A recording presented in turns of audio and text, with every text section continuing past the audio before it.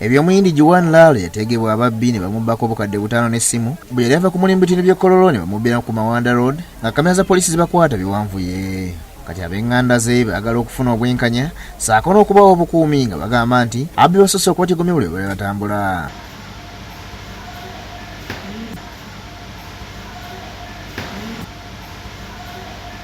It is I request to the government to give us security.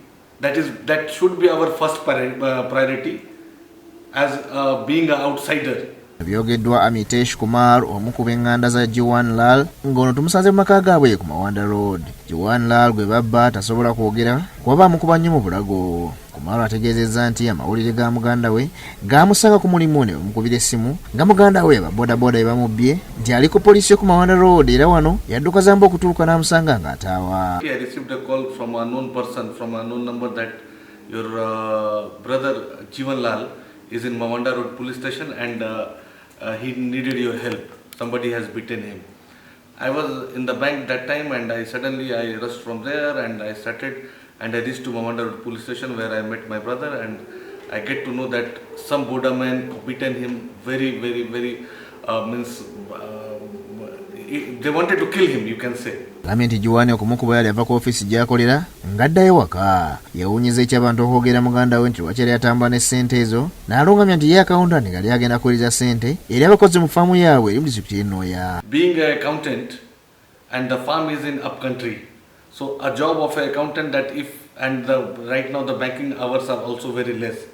So if any problem coming to the farm, there is only way to transaction is that mobile money thing.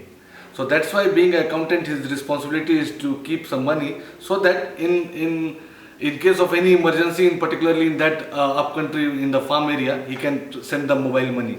Lamenti ababbi bano okumanya bajooga baatwala ssente amasimu gaabwe saako n'ebiwandiiko bya kampuni yaabwe n'agamba nti sigwe mulundi ogusoose nga guno gubadde gwa kutaano. They must be from backside from the Acacia Road or somewhere here and there, and this is not the first incident happened in this particular area.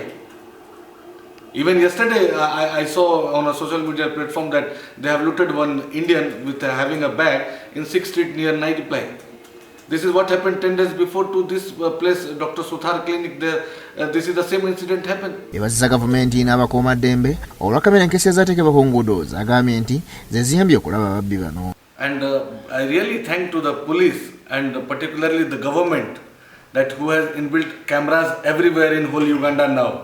Because of that camera only, whole Uganda, the whole nation get to know what happened. Ogeddeko n'amu ku bantu ku mbeera eno omulina ababaliwo nga babba omuyindi nga bamu baali bamanyi nti babodaboda be baali beetomedde. Bona wali kuolengera kali twala abantu balwana fene tulowooza nti baboda bali mu kwekuba byabo kati luvannyuma waliwo omunafu eyali wano n'agamba naye abalabika babbi kati twali tusetuka bwetuti okugenda wano ne tulaba baleese piki zijjidde ku misinde egy'amaanyi.